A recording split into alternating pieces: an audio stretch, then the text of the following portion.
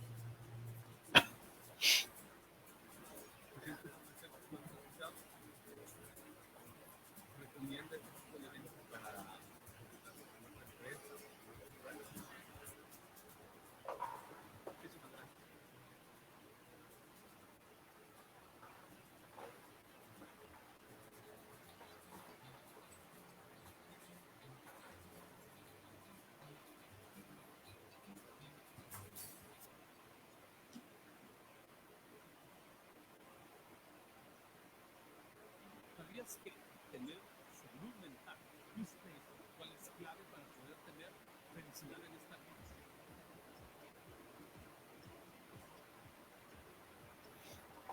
Descubre junto a Marco Tulio Monzón, prestigioso conferencista y asesor de alto rendimiento, conversando con MZS domingos 5 de NTV. Aquí está todo.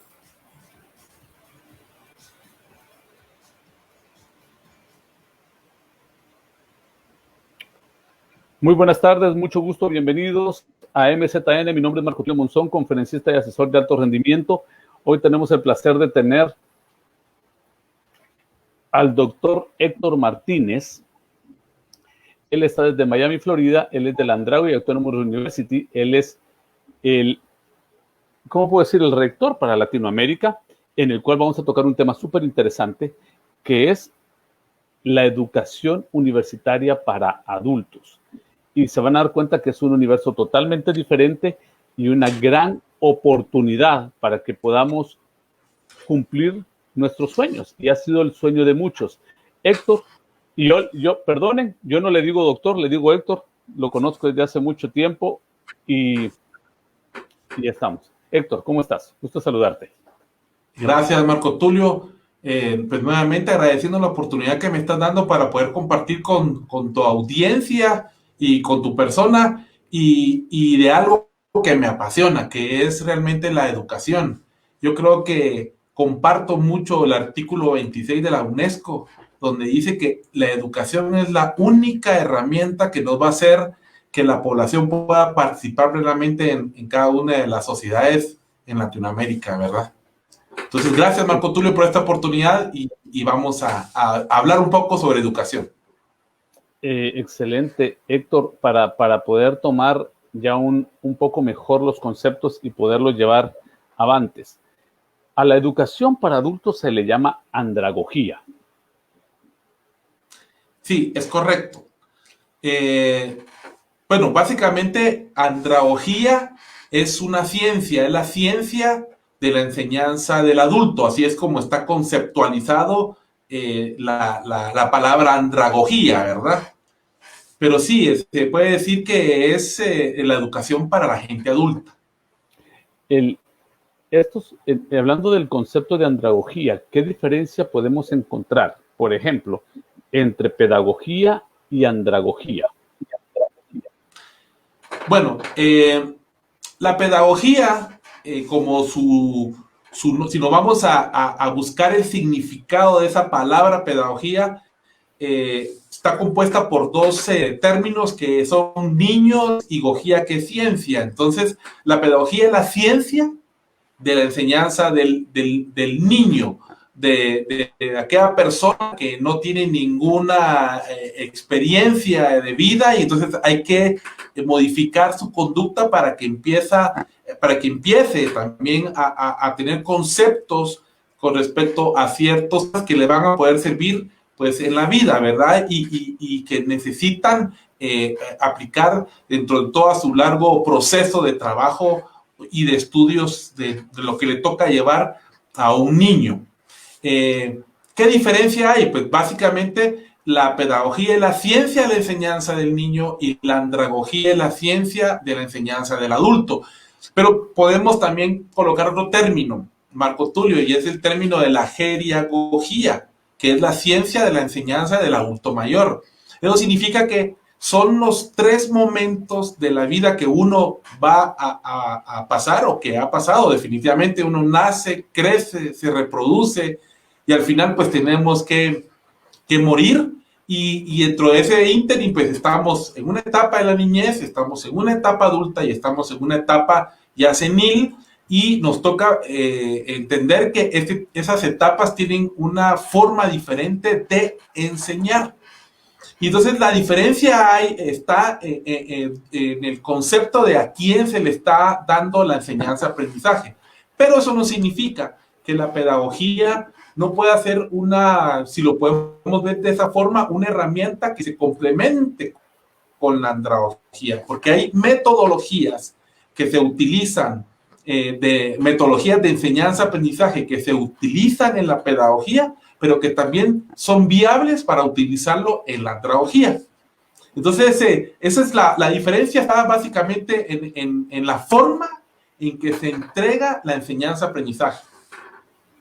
La diferencia, la forma. Alguna parte, para ponerlo en este punto de una forma más directa, por ejemplo, hay mucha gente que cuando pasa los 25, 26 años no se siente totalmente tan cómodos de poder retornar a los salones de clase de 25 años para arriba, porque ya se sienten muy, muy adultos comparado a los jóvenes que están cursando la universidad. ¿Qué diferencias encontramos en esa? Porque yo estoy hablando de la comodidad, de cómo se siente el ser, pero ¿cuál es la diferencia que sucede dentro de ese mismo ser en esa época de su vida y de ahí en adelante? Fíjate que aquí hay mucha tela que cortar. Lo que pasa es que aquí el sentimiento que abordan a las personas que, podríamos decir, tomaron la decisión de estudiar, pero con una edad más avanzada de lo normal, pues ya tiene algo que no tienen los jóvenes o que no tiene el alumno que está estudiando con una metodología pedagógica, y es la experiencia. Y la experiencia te da pues una serie de información, te da una serie de conocimientos y que tú lo vas aplicando porque lo haces en tu vida diaria. Y entonces, cuando la persona que ya tiene unos cuantos años, 23 años a más, y que quiera empezar, o aquellas personas que dejaron sus estudios en espera o frenados por muchas razones que pueden ser económicas, pueden ser de distancia, etcétera. Entonces, al volver a las aulas universitarias, se sienten diferentes. ¿Y cuál es esa diferencia? Pues la experiencia.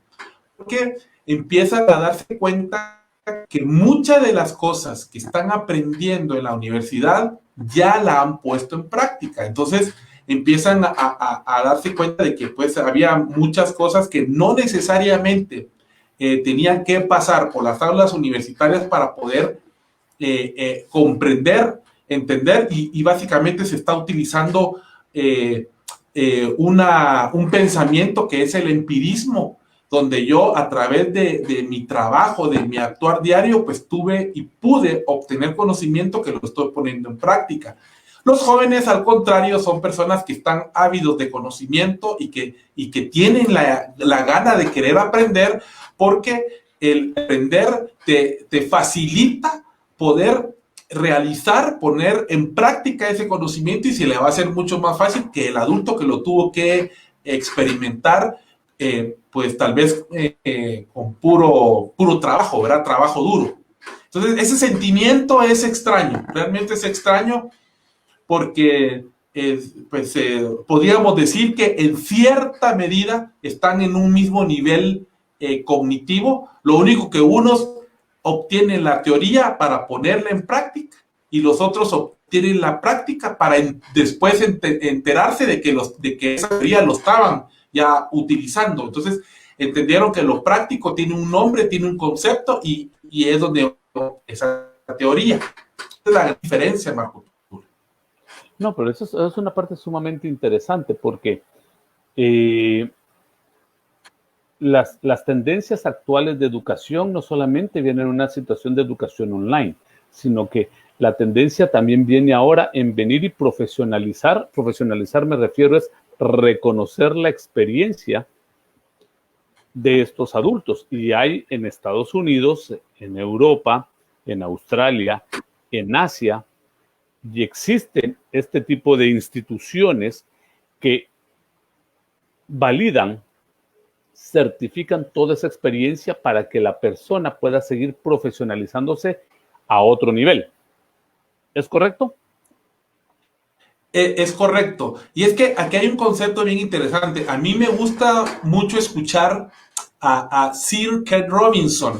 Esta persona, Ken Robinson, de tal vez inicio de los 2000, yo lo escucho mucho en esos videos de TEDx, donde dice que la educación necesita de una transformación. Ya no debemos de estar con el mismo concepto que realmente fue concebido para una era industrial. Y definitivamente eso ayudó. No significa que la forma o la metodología que se planteó en su momento sea malo, no es así. De hecho, nosotros venimos de esa escuela. Es correcto, venimos de una escuela muy conductista. ¿Por qué? Porque se necesitaba de gente calificada para poder empezar a trabajar y desarrollar los procesos que en esa revolución industrial se planteó, y así fue como realmente pues creció la industria.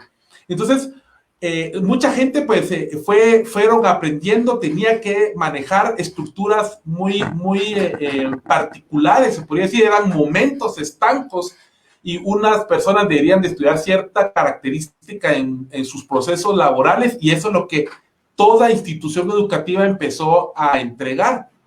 Hoy por hoy, la educación, pues el mismo movimiento de esa educación conductista también pues saca pensadores, ¿no? Mucha gente que empieza a definir y empieza a decir de que ya es hora de que se cambie ese tipo de procesos. Y yo en una oportunidad te comenté con respecto al padre de la administración, Peter Drucker, nos indica en el año 65 que iba a llegar el momento en que iba a existir la era del conocimiento.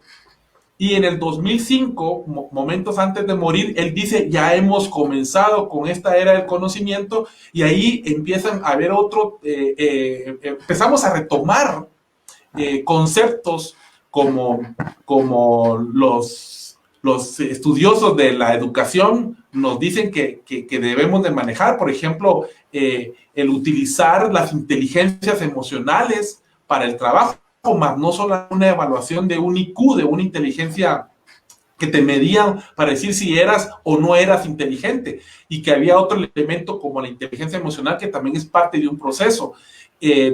También nos hablan con respecto a las multiinteligencias, que es un concepto que indica que pues definitivamente tenemos una sola inteligencia, pero está dividida en 8 momentos estancos, ¿verdad? Está la estructural, está la numérica, está la naturalista, etcétera, y que dependiendo de la posición en que el alumno ha vivido su ambiente, es lo que podría ayudar a que puedan comprender y aprender de diferente forma.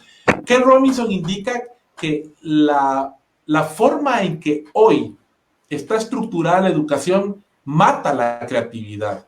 Por supuesto, antes no se requería de mucha creatividad, solo se necesitaban de gentes que cumplieran ciertos preceptos o ciertos estudios para poder desarrollar esos momentos estancos que la revolución industrial nos estaban obligando a tener.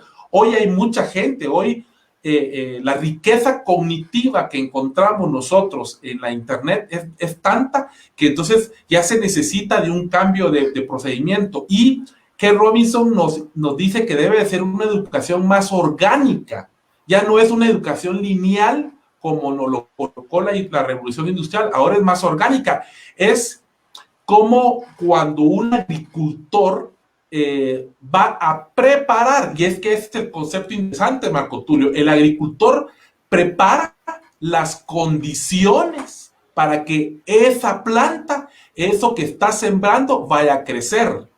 Pero, ¿cómo va a crecer? Eso va a depender de la planta. Si va a ser más robusta, si va a ser gruesa, va a ser delgada, va a tener más sabor. Eso ya lo determina el proceso que la misma planta va adquiriendo durante su tiempo de crecimiento. Entonces ahora la educación debe ser así. Debemos de colocar las condiciones para que el estudiante pueda tener toda esa información necesaria que ahora se puede conseguir en el internet, y entonces va a depender mucho del estudiante el poder decir hacia dónde quiero llevar, cómo puedo empoderar esa educación. Y eso lo que hace es que combina, ya no hay una estructura como sucede en las empresas, ¿verdad? Que hay una estructura de mandos, está la junta directiva, la gerencia, los gerentes de marca, los de mercadeo, y abajo vienen los vendedores, los contadores, etcétera. Ya no debe de existir esa forma lineal de estudio, sino debe ser más orgánico. La gente debe de decidir cómo empoderarse de la educación y cómo esa educación que estoy adquiriendo la puedo poner yo en práctica. O sea, esa es la diferencia, Marco Tulio, y eso es un cambio que hoy por hoy estamos pues viviendo. De hecho, la hiperconectividad, como también en un momento lo comentamos, nosotros estamos hiperconectados, tenemos teléfonos inteligentes, la computadora, y la información está allí en la internet. Lo único que toca es saberla buscar, porque también podemos encontrar mucha mentira, mucho bluff en la internet. Entonces tenemos que ser más comisarios digitales, más buscadores, más tipo Indiana Jones, ¿verdad? Buscando la información para decir y ver de qué manera nosotros estamos adquiriendo esa información y la podemos aplicar. Y eso es lo que está sucediendo hoy. Y con esto del COVID, pues ha hecho que la cosa camine más rápido, ¿verdad, Marco Tulio? Definitivamente. ¿Cómo certificar la experiencia de alguien? Por ejemplo, ¿qué métodos utilizan para decir, bueno, esta persona tiene esta experiencia y realmente se demuestra con esto? ¿Cómo se hace?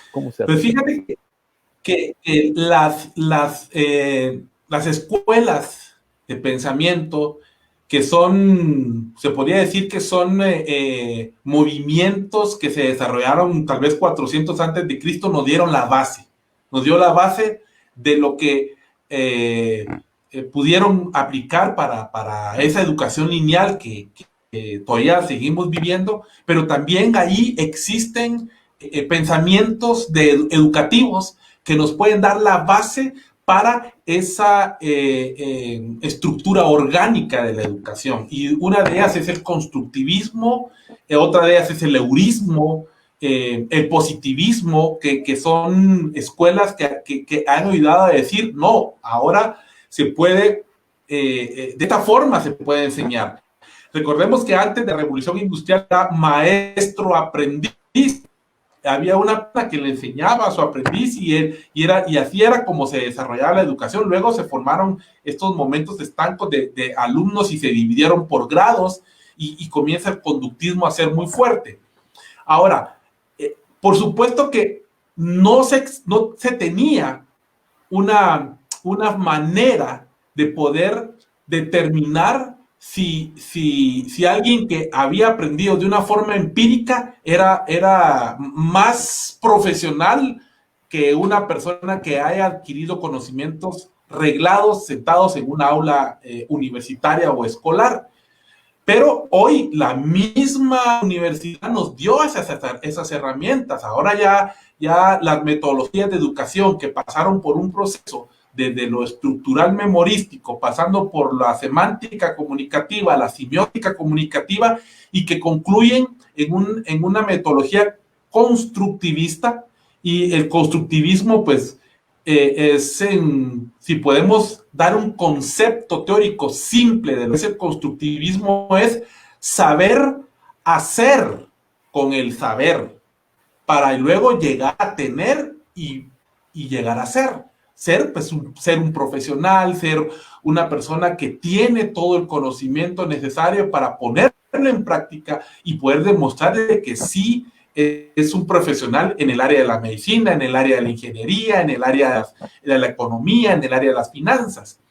Ahora, pero ¿cómo medirlo? No se tenía esa parte interesante, porque estos conceptos del constructivismo, de las multiinteligencias, vienen desde los años 40 y estamos en el año 2000, ¿verdad? Y hasta ahora se está poniendo en práctica este tipo de elementos. ¿Cómo? A través de las competencias. Y la primera estructura, si yo lo podía decir así, que define competencias es la educación. La educación misma define que en lugar de medir a los alumnos por objetivos, había que medirlo por sus competencias educativas. O sea, qué tan competentes puede ser un alumno, qué tanto compite el alumno y qué tanto le compete al alumno. Son tres elementos que encierran la competencia.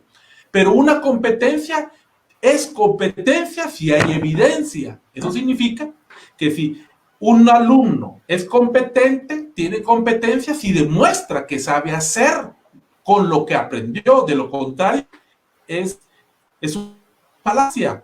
Y lo que pasa con la educación de ahora, hay mucha gente que tiene mucho conocimiento, pero que de nada sirve tener conocimiento si no lo ponemos en práctica. Y ahora podemos medir eso, como por competencias laborales. Esa es una gran ventaja. Ya existen evaluaciones de competencias educativas donde podemos medir nosotros.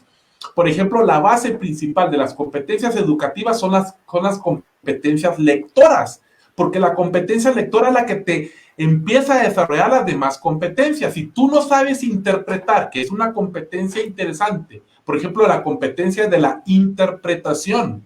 Si yo no puedo interpretar sonidos, si yo no puedo interpretar imágenes, no puedo interpretar gestos, no puedo interpretar una lectura, entonces de nada me sirve. No solamente es leer, hay que interpretar lo que yo estoy leyendo. Y estoy leyendo en esas diferentes formas que ya mencioné. Y a la hora de entender que estás interpretando, entonces ya podés argumentar. Es una competencia también interesante, la competencia de la argumentación. Con lo que yo ya interpreté, yo puedo dar mis argumentos, puedo dar mi opinión, puedo tomar intertextualidad de otras lecturas y puedo complementar para dar mi opinión. Y si yo puedo dar una opinión, significa que ya desarrollé la competencia interpretativa, desarrollé la competencia argumentativa, entonces ya puedo tener la posibilidad de dar soluciones. Y es la otra competencia, que es la competencia propositiva. Yo propongo soluciones a tal o cual problemática. Y de ahí nace una serie de evaluaciones por competencias en todas las áreas. Entonces ya se pueden medir competencias matemáticas, competencias de las ciencias naturales, competencias, muchas competencias cognitivas. Y empiezan a hacer también la evaluación de competencias laborales, donde a través de ciertas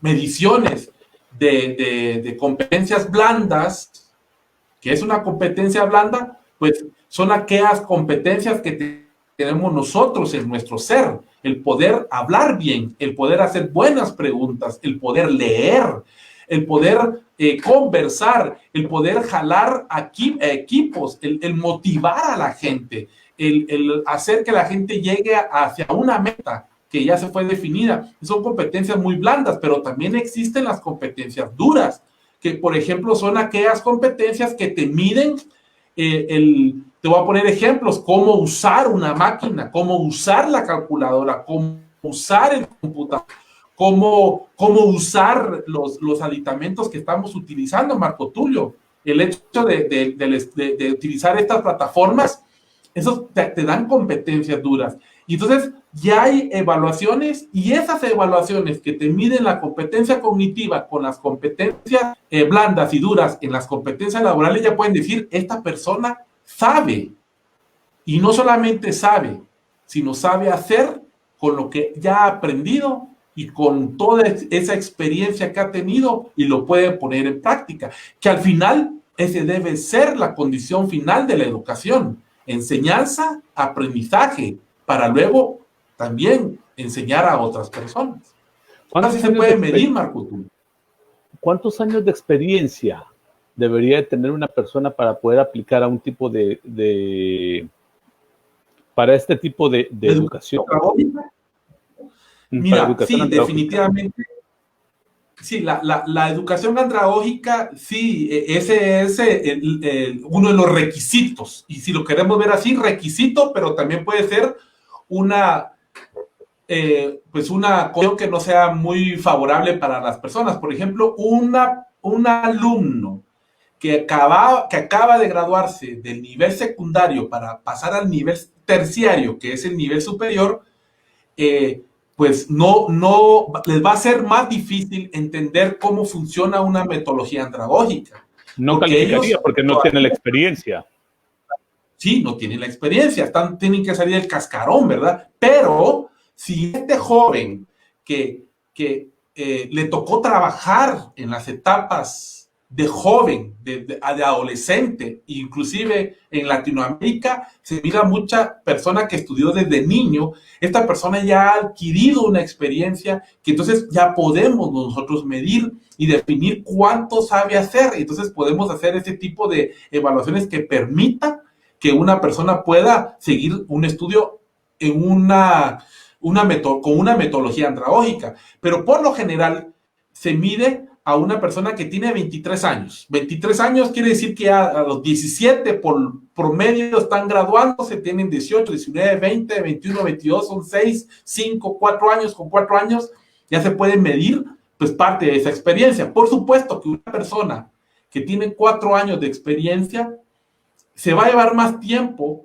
para poder obtener un título de grado que una persona que ya tiene 25, 30 años de experiencia, porque definitivamente te da más bagaje, más experiencia, más empirismo, más estructura cognitiva que vas aplicando en todo tu quehacer laboral, familiar y de vida, ¿verdad? Entonces, como nosotros por lo general comienzan tipo 23 años, y con 4 años de experiencia ya puede iniciar un proceso de educación andragógica. Bueno, ¿qué pasaría, por ejemplo, si es una persona de 23 años que solamente se dedicó a estudiar, pero que no ha tenido la experiencia laboral? Quedamos en las mismas, solo que con una base, porque con una base, por ejemplo, de únicamente lo que ha recibido en la universidad, en su salón de clases, que es válido, sí, pero todavía sigue faltando esa área que permita.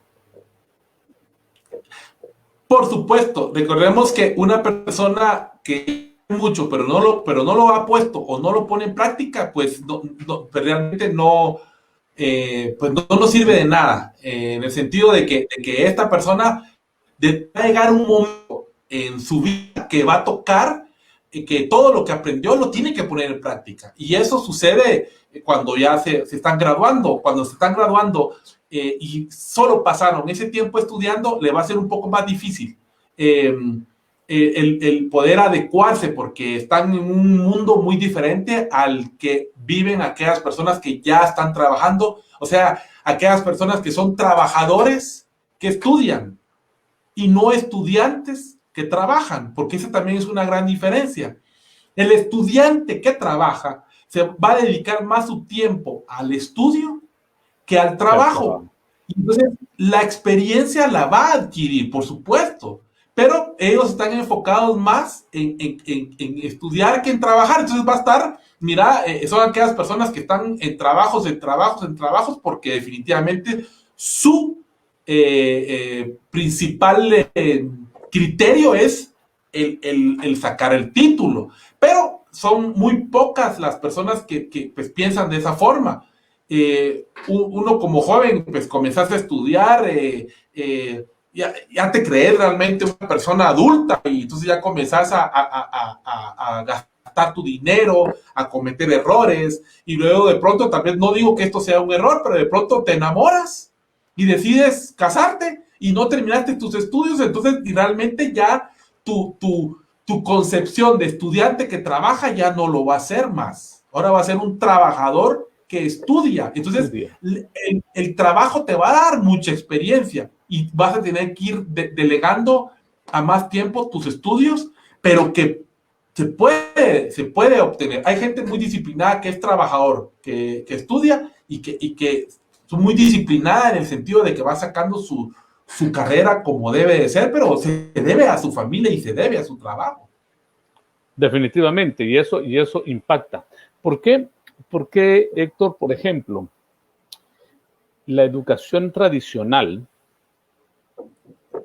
se resiste a tener métodos o adoptar metodologías andragógicas. ¿Por qué? Bueno, lo que pasa es que aquí hay cosas interesantes, ¿no? Definitivamente una educación tradicional contempla, si lo queremos ver así, dentro de su estructura de formación, y cuando hablo de formación es cómo formamos ese ente llamado instituto, llamado universidad, llamado colegio.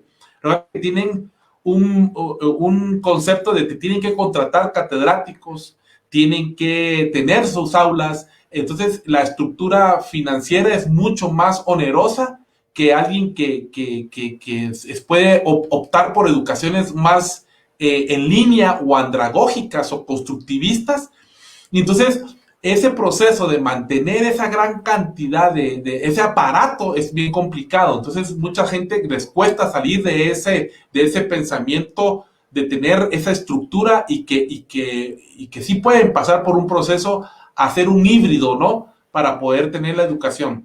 Otro es, pues, la metodología es se podría decir que diametralmente opuesta, ¿no? Este es conductista, donde el alumno está sentado en el escritorio y solo recibe la información, y el catedrático es el que tiene el conocimiento y es el que da el conocimiento. En una educación andragógica es más constructivista. El alumno tiene que optar por meterse más en el sentido de metodologías de investigación, porque te empoderas de la educación y te toca estar haciendo mucha investigación, o sea, se convierte en un estudiante que se vuelve investigador, y entonces te potencias, te empoderas de la educación, y entonces necesitas de mucho tiempo o de más tiempo llevando en un solo concepto, mientras que otros solo te dan la teoría, aprendes, y ya no les interesa si realmente lo estás poniendo en práctica o no, hasta que ya llevas tu proyecto de tesis o te vas a un EPS, que le llaman en muchos países de Centroamérica, que son donde vas a estar haciendo la práctica, mientras que en la metodología andragógica estás aprendiendo y lo tenés que ir a aplicar, estás aprendiendo y lo tenés que ir a practicar. Es decir, que tenés que dar ese proceso paralelo, en el otro no lo llevas así, aunque ya han habido universidades que modifican en cierta manera su forma académica para poder llevar, por lo menos en una parte de la enseñanza-aprendizaje, utilizan el que el alumno aprende y va a hacer algunas prácticas. Eso le da mucha fortaleza a las unidades académicas. Ahora, pues, ¿cuál es la razón? Pues lo que pasa es que se reduce el tiempo. Se reduce el tiempo en que debe de tomar tu educación. Como es el alumno el que toma la posesión de la educación, él es el que se da y el que dice, yo quiero estudiar esta área porque la voy a aplicar aquí, la voy a aplicar allá. Entonces, la educación tradicional, pues tiene muchos cursos que son parte de la filosofía de cada una de las universidades, y lo queremos ver así, que entonces hacen relleno, y así de esa manera pues tienen más cursos. Entonces el periodo de tiempo se transforma en un periodo de 5 o 6 años, y eso hace que puedan lucrar pues un poquito más, en el sentido de que como que tampoco son instituciones de la caridad, son instituciones que buscan un beneficio económico a través de la educación. Entonces, entre más largo tengas el tiempo del proceso de estudio, más oportunidad de poder recibir de los mismos alumnos un beneficio les va a servir, que no es malo, pero que en el otro proceso pues se puede acortar, porque el alumno es el que se empodera y es el que dice, yo quiero llevar mi especialización hacia esta área y solo en esto voy a estudiar, no tengo que estar estudiando esos cursos que son de relleno en otras universidades. Y por eso se resiste, que también es válido. No significa que no podamos hacerlo, porque hay gente que le gusta también ese tipo de cursos, ¿no? Lo que pasa es que es un tipo de educación más universal y menos especializada, mientras que en esto estamos hablando que es directamente la especialización. Es correcto. De una vez vas adquiriendo información y conocimiento hacia una especialización. Por ejemplo, una persona que tiene sus estudios truncados, pongamos un promedio, empezó a estudiar la universidad, sacó 20, 25 materias y las aprobó, y tiene 10 años de experiencia. La persona ya tiene 28 años y mencionaste algo que me llamó la atención. Una persona que ahora es un trabajador que estudia, pero dice, bueno, tengo que terminar, tengo que sacar la universidad para poder optar a mejores oportunidades laborales, y aún siendo emprendedor, ese conocimiento también me ayuda para poder cerrar mejores trabajos, mejores negociaciones, etcétera. ¿Cuánto tiempo? Bueno, yo creo que todo lo va a entregar, o se va a evaluar en función de toda la evidencia que entregue el alumno. Supongamos el ejemplo que estás colocando, que tiene experiencia, me dijiste, tiene 28 años de edad. 10 años de experiencia laboral y 20 materias, 25, pongamos de 20 a 25 materias aprobadas en cualquier universidad. Sí, entonces, lo importante de la metodología andragógica es que pues hay ciertos requisitos, ¿no? Tenemos que obtener la evidencia, revisar la evidencia, confrontar la evidencia y pedir la referencia de la evidencia, para que nosotros podamos determinar si realmente lo que él dice que estudió, pues realmente lo estudió. Y luego, porque aquí hay una cosa bien interesante, en las metodologías andragógicas, como lo que estamos evaluando es el conocimiento, no necesariamente se evalúa los certificados que puedan haber, o las notas que pudieron haber adquirido en instituciones universitarias. Esas notas o el certificado de las instituciones universitarias nos permiten decir con certeza que dentro de una malla curricular ya va muy, muy avanzado, o va avanzado, o está comenzando en la estructura curricular. Pero también se toman en cuenta aquellos estudios que no son reglados, por ejemplo, aquel conocimiento que adquirió en capacitaciones, en asesorías, en entrenamientos. Y entonces, porque eso también es parte de nuestro nivel cognitivo, entonces eso se tiene que homologar. Y esa es la parte interesante, porque eso ayuda a que pueda obtener un avance. Si bien es cierto que no es de que les vayamos a dar las grandes cantidades de unidades meritorias o créditos educativos, pero bien es válido. Y eso permite definirlo a través de las evaluaciones que antes te comenté. Hay que hacer cruces.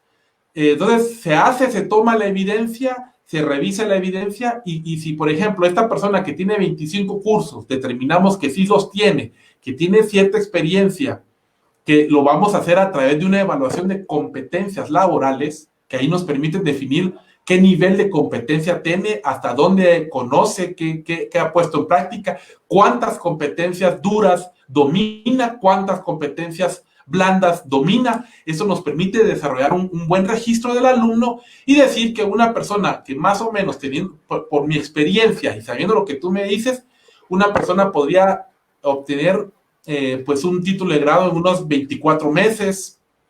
Y ya como 2 años. Sí. De hecho, estas carreras tienen un promedio como de 30 meses, pero como, insisto, no es una persona que está iniciando de cero. Es una persona que ya tiene un recorrido en la vida, en lo laboral y en lo cognitivo. Por eso es que también se reduce. Pero aquí puedo yo decirte algo, Marco Tulio. Y es que hay un estudio que ha hecho PISA. PISA lanza evaluaciones con respecto al alumno. Estas son las evaluaciones que se hacen a los alumnos y nos indica en el estudio que de 10 personas que terminan el nivel secundario y que están listos para pasar a un nivel terciario, 4 de esas 10 están preparados para ingresar a la universidad. Los otros no tienen las condiciones para poder ingresar a la universidad. Eso significa que aún existiendo universidades públicas y existiendo y no digamos las universidades privadas, quiere decir que la universidad sigue siendo para gente privilegiada, porque solo 4 de esos 10 tienen la oportunidad de estar preparados para ingresar a la universidad.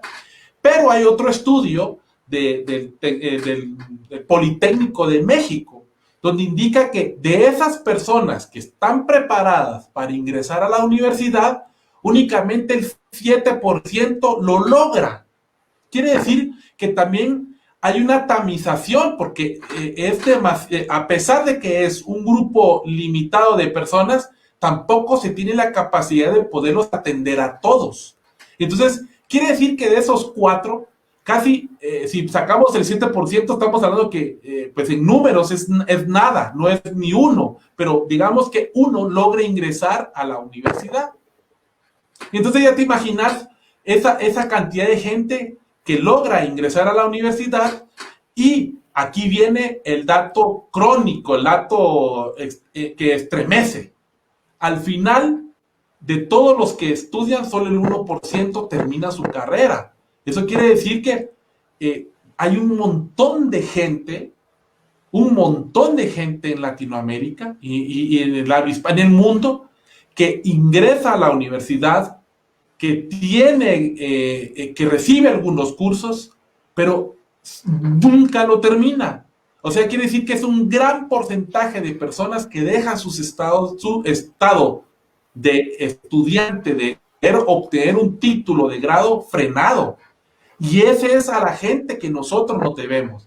A la gente que dejó esos estudios frenados y que quieren terminar ese grado para poder sentirse bien, sentirse alguien en la vida, que no sientan que todo ese tiempo que estuvieron dentro de las aulas universitarias, y yo te lo cuento porque pues viví esa experiencia, estar estudiando, que tenías que trabajar, que no podías terminar, y ese tipo de elementos te hacen sentirte frustrado, y ahora con este tipo de metodologías te quitan esa frustración y te dan una nueva oportunidad y te hacen sentir que no fue tiempo perdido el que hayas estudiado, porque así es como uno se siente. Y ahora, cuando ya nunca voy a poder salir, para mí esto fue tiempo perdido, mejor me hubiera dedicado a mi familia, a mi negocio, etcétera, ¿no? Entonces, eso te ayuda a que puedas tú obtener un título de grado, y va a depender mucho de la evidencia que el alumno entrega. Nosotros hemos tenido casos de gente que ha cerrado su carrera. Eso quiere decir que es una persona que estuvo a punto de obtener el título y por X o Y razón no lo hizo. Cerró su carrera. Solo falta la tesis. Solo falta la tesis. Entonces, estas personas, pues definitivamente reducen su tiempo para poder obtener ese título de grado, porque entonces se puede equivaler mayor cantidad de cursos y además podemos tomar su experiencia laboral, podemos homologar las capacitaciones en cursos no reglados y eso hace que fortalezca todo ese tipo de conocimientos. ¿Quién nos dio esas mediciones para poder determinar ahora cuánto sabes y cuánto has aplicado? Pues la misma universidad tradicional. Entonces, nos ayudó y nos tiró en bandeja de plata las condiciones para poder decir que ahora existe una metodología diferente y en la cual tú puedes obtener un título de grado con el menor tiempo posible, y lo que se hace es que se han desarrollado programas de aceleración y actualización académica. Entonces, estos programas de aceleración y actualización es lo que permite que la gente pueda tener títulos de grado. Y insisto, ¿quién no los dio? La misma universidad tradicional. Excelente, y agradezco la respuesta. De hecho, Karina Rodríguez, que estuvo con nosotros el día martes, hablando de responsabilidad social, ella es una comunicadora social, ella dice: coincido con Héctor, el porcentaje es bajo para aquellos que logran terminar una licenciatura y no digamos una maestría o doctorado. Entonces, para los que se tienen, y ella continúa, y dice, ay, perdón, lo quité. Muy bien para los que tenemos un grado académico universitario, pero creo que al final pesa más la experiencia adquirida. Correcto.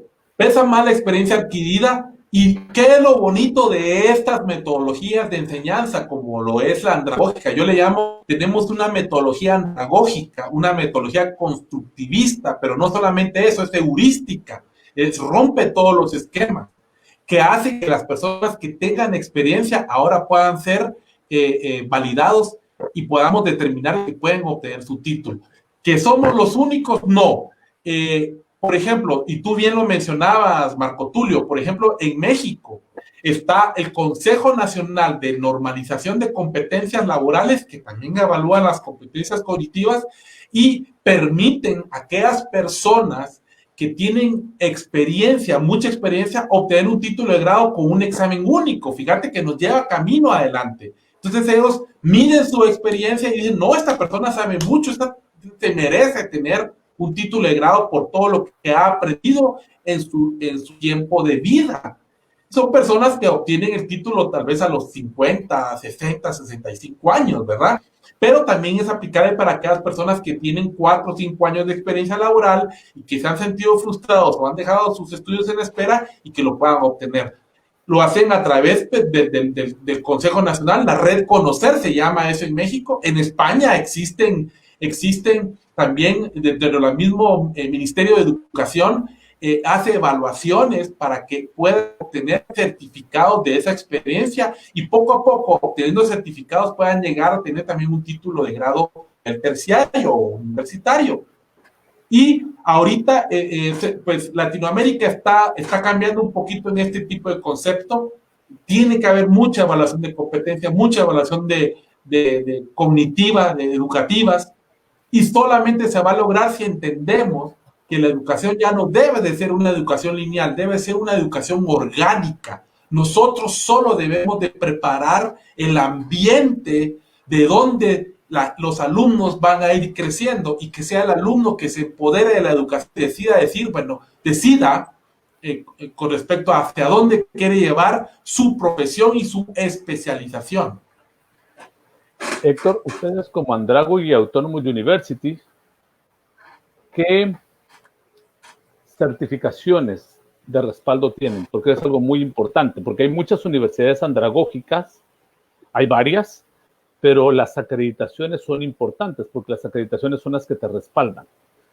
Entonces, sí, es correcto. Para poder los procesos de refrendación o cualquier otras situaciones. Entonces, ¿qué respaldos tiene la Andragogy Autonomous University? Fíjate que nosotros hemos ido creciendo poquito a poco con respecto a los tipos de acreditaciones. De hecho, hicimos unos cambios en la estructura curricular. Al principio era muy, muy andragógico. Ahora le fuimos metiendo, pues, debe de existir un eje transversal dentro de la estructura curricular donde el alumno deba de comprender que, pues, que tampoco nos podemos salir de un marco, no es de soplar de botella, ¿no? No decimos, tú sabes mucho, yo te puedo graduar, no. Hay una estructura curricular que se maneja a través de unos ejes transversales que nos han sido evaluados, nos han ido tomando la temperatura, nos han ido formando, y estas son las acreditadoras. En un principio estuvimos acreditados por la International Accreditation Association, que es una asociación internacional de acreditación, que nos ayudó mucho a los procesos cognitivos, exactamente. Ahora estamos acreditados por la Asociación Internacional de Acreditación de Enseñanza Educativa Superior, que nos da también una cantidad de elementos para poder llegar a tener una educación de talla mundial.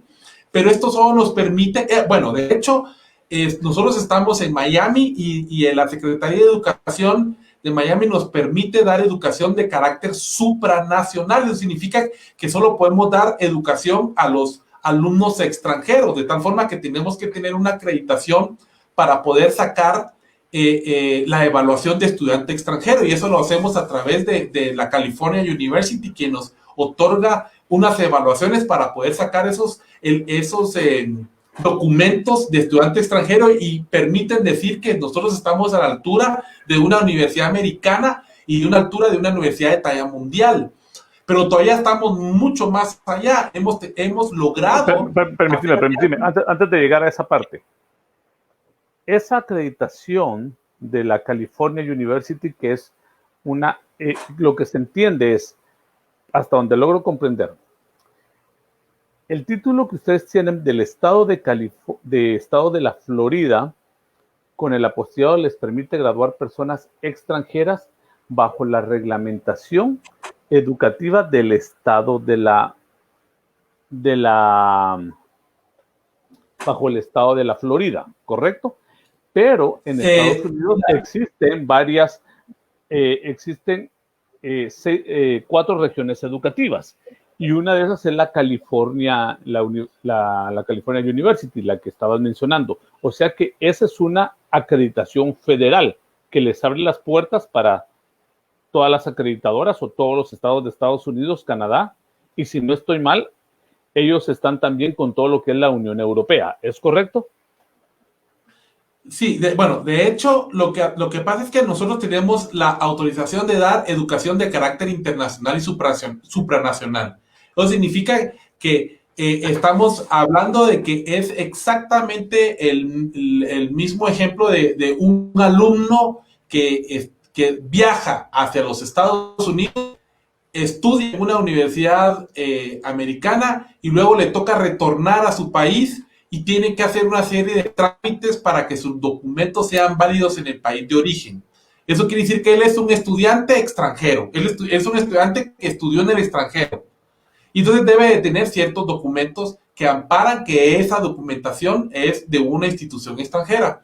Nosotros le damos la educación a las personas en Latinoamérica, que es lo que nos tiene permitido el estado de la Florida, y a través de la CUPCE, que es la California University Foreign Credential Evaluation, o sea, la evaluación de credenciales de estudiante extranjero, nos permite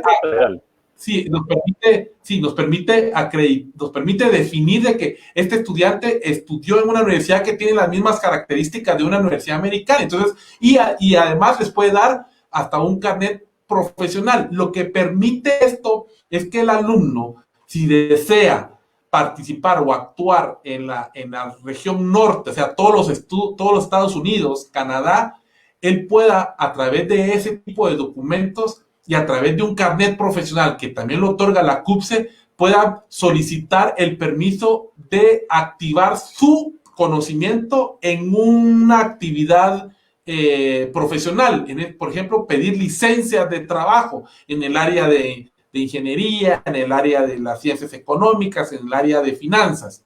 Eso nos permite hacer a través de la CUPCE. Ahora bien... Con eso respondiste una pregunta que tenía Alexis Fernández. Cuando se habla de doble titulación, se habla de eso, Alexis. El título de Miami más el título que entrega esta universidad de la CUPCE, la California University. Esa es una doble Sí, de titulación dentro de Estados Unidos. Puede ser, correcto. hay otros entes fuera de Estados Unidos que ayudan diferentes regiones por las leyes que hay en cada país. Es correcto.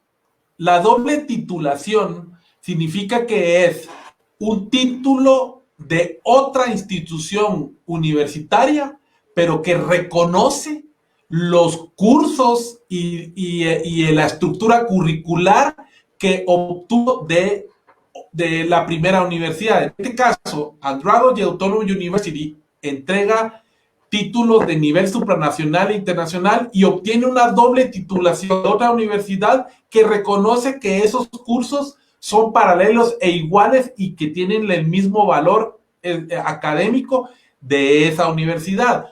¿Para qué nos sirven las dobles titulaciones? Nos facilitan el que incorporar los títulos cuando la universidad no tiene un convenio a través de grandes estructuras, como por ejemplo México. México, por ser tan grande, a través hay un convenio que se llama el Convenio de las Américas. México tiene reconocimiento en casi todos los países de Latinoamérica. Y si yo tengo una doble titulación a través de una universidad de México y además así pueda yo solicitar una evaluación ante la Secretaría de Educación Pública en México para que me sea reconocido mi título supranacional como un título oficial, eso permite la incorporación de los títulos en cada uno de los países de origen del que está estudiando con nosotros. Donde México ha tenido convenio, que es normalmente todas las universidades autónomas de América Latina. Es correcto, es correcto. Entonces, eso ayuda mucho a que se logre ese tipo de trámites en los países de origen.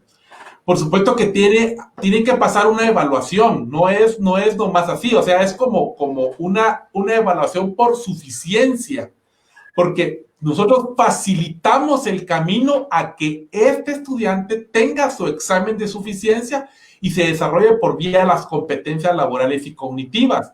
Pero al igual que cualquier otro estudiante, se tiene que preparar para esa evaluación y obtener un título oficial y así poder incorporar su título en el país.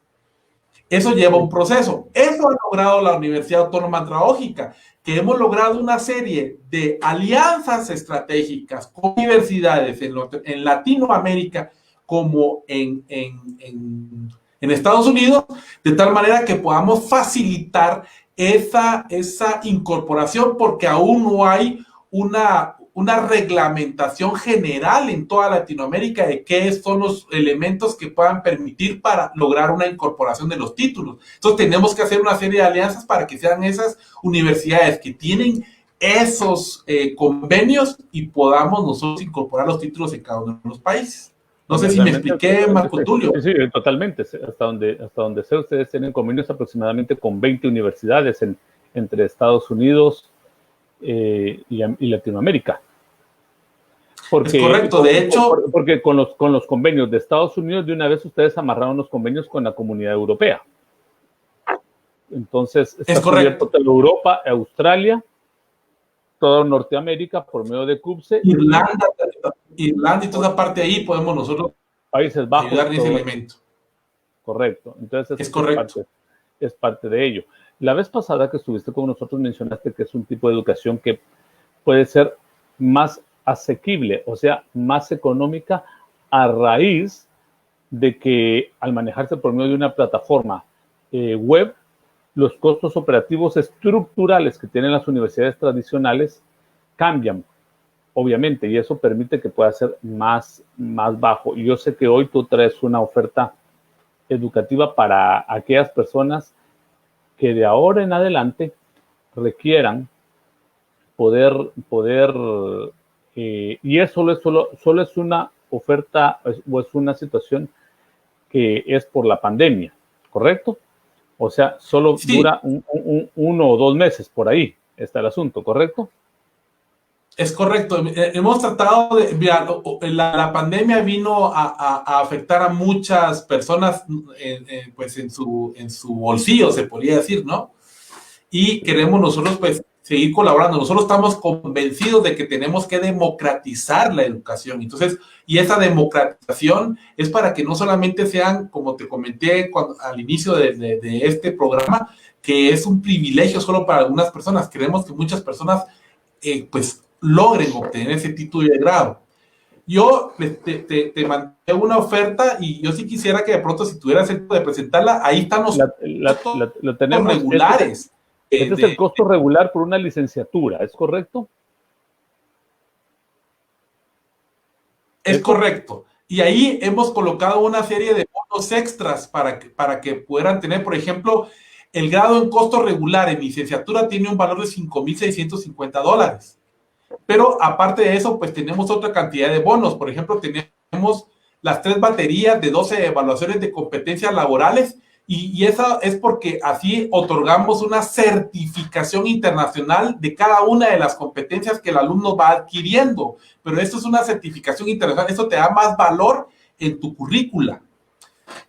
También están como en todo título, o sea, carrera, en toda carrera universitaria, existe trámite de legalización que al final de la carrera uno tiene que pagar y es cuando uno siente, mucha gente ellos deja frustrados sus estudios porque superan los $2,500 en los trámites de legalización y papelería de graduación. Entonces hay mucha gente que nosotros nos encontramos con que tuvieron el cierre pero ya no pudieron continuar porque no encontraron, hasta el final le dicen a uno el precio, ¿no? Nosotros de una vez lo estamos dictando, sabemos que son 999,10 centavos de dólar los costos de trámite de legalización y titulación, más también están los envíos de la documentación de cada uno de los estudiantes a su casa de habitación, si no están si es en otro país que no sea los Estados Unidos, ¿no? Nosotros llegamos a $99. Hay una doble titulación con cualquiera de nuestras universidades aliadas. O sea, dentro de esta oferta está la doble titulación, que tiene un valor de $490. Hay un bono extra para que se inscriban en el directorio profesional y a un programa de intercambios de servicios multilaterales y productos y servicios que tiene un valor de $297. Y hay otro que es una cuponera. O sea, les damos unos cupones para cada persona que quieran optar por otro tipo de certificaciones o una triple titulación, porque puedes tener la posibilidad de decir, bueno, yo también quiero tener el título de licenciado de esta y de esta universidad, probablemente de todas las que rigen nuestro consorcio. Ustedes pueden pedir y hay cupones de descuento para poder decir, miren, yo quisiera tener esto, entrego mi cupón y ya no me sale en 490, sino me sale en 200 o en, no sé, ahí podríamos, se va a checar en la cuponera. También para aquellas personas que desean obtener el título oficial a través de la Secretaría de Educación Pública de México, ahí hay un cupón que te va a dar el beneficio para que puedas optar a ese examen con un costo mucho menor al costo regular que se están ofreciendo. Todo eso tiene un valor de $8,565 americanos. Ya, si sumamos todo eso, ese es el costo que nosotros, si lo vendemos de una forma individual, cada uno de este tipo de elementos, ese es el valor que nosotros estamos otorgando. También podemos nosotros dar solo en la licenciatura, yo podría optar por entregar becas parciales. Significa que van a haber descuentos dependiendo de la condición económica del alumno, que puede llegar hasta media beca. Quiere decir que son más o menos unos $2,850. Pero yo, como te prometí que te lo iba a develar en tu programa, Marco Tulio, es de que hoy todo esto que te mencioné va a ser por un único pago de $1,990, que incluye todo eso, lo que vale $8,565, hoy lo van a adquirir ustedes en $1,990 o 5 cuotas de $395. Eso significa que viene siendo mucho menor a los gastos que uno incurre en una carrera universitaria pues de corte tradicional, y no estamos incluyendo los traslados, la gasolina, los parqueos y todo ese tipo de cosas que uno tiene de gastos que son gastos escondidos. Nosotros aquí estamos develando todo el proceso completo sin tener que gastar absolutamente nada, a no ser que si desees el título de carácter oficial, pues ahí hay un descuento para que tú puedas pagar y adquirir eso y poder incorporar tu título en el país de origen. Eso únicamente tiene que ver, puede variar por algunos gastos de transportación y todo por los países, pero es algo que se da realmente.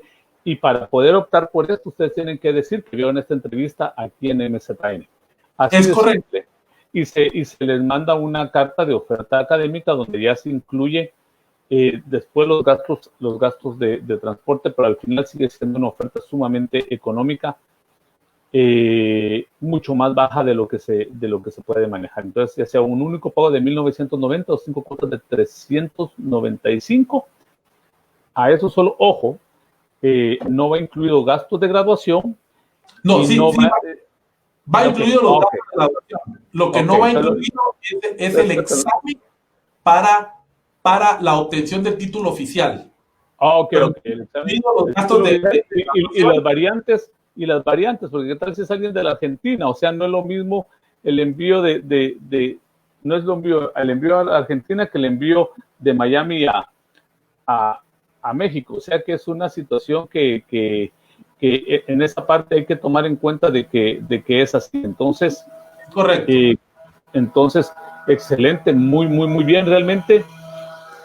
El objetivo de tener aquí al licenciado Martínez, y también vamos a tener a personas de otras universidades también para que podamos nosotros comprender de que, y algo que dijo el licenciado Martínez al inicio, el doctor Martínez, es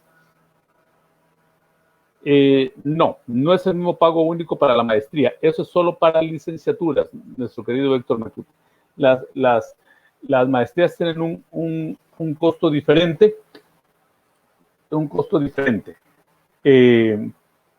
ahora bien, es realmente para que podamos progresar como países, como naciones, es sumamente importante que un pueblo, entre más educado esté, más rápido va a salir de las etapas de subdesarrollo a desarrollo.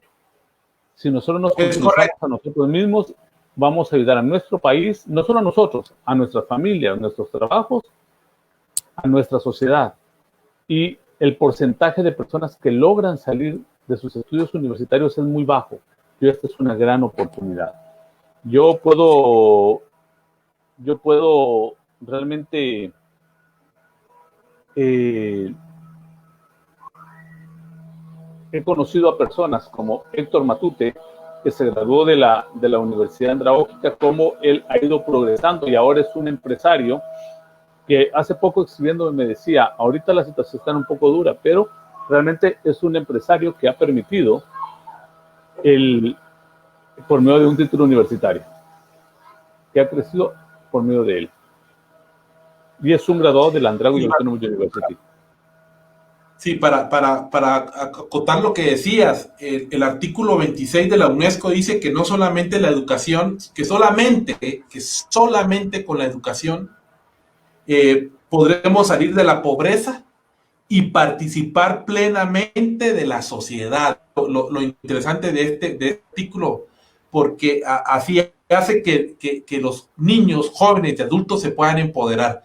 Pero si queremos nosotros participar plenamente en la sociedad, tenemos que tener conocimiento. Recordemos que también dicen que el pueblo perece por falta de conocimiento. Entonces, si queremos participar plenamente en la sociedad, debemos de tomar un poquito ese elemento educativo que nos lo pueden dar. Que si bien es cierto que las universidades son para privilegiados, ¿va? Y las mismas estadísticas lo indican, como te lo mencioné, pero con esta oportunidad podemos dejamos fuera esas estadísticas y podemos empezar nosotros nuestro nuevo proceso para obtener un título de grado. Definitivamente, y bueno, ustedes pueden dejar sus preguntas y con gusto se les van a ir respondiendo cada una de ellas para que puedan obtener más información al respecto.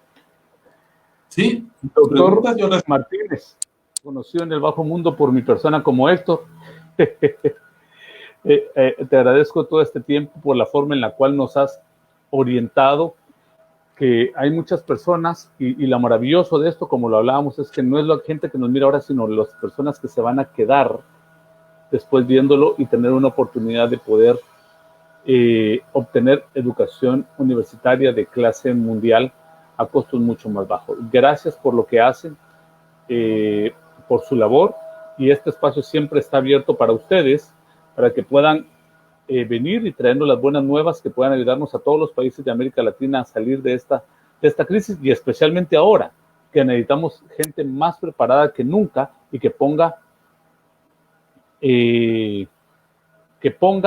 adelante esas competencias que puedan certificar y ayudar a las empresas.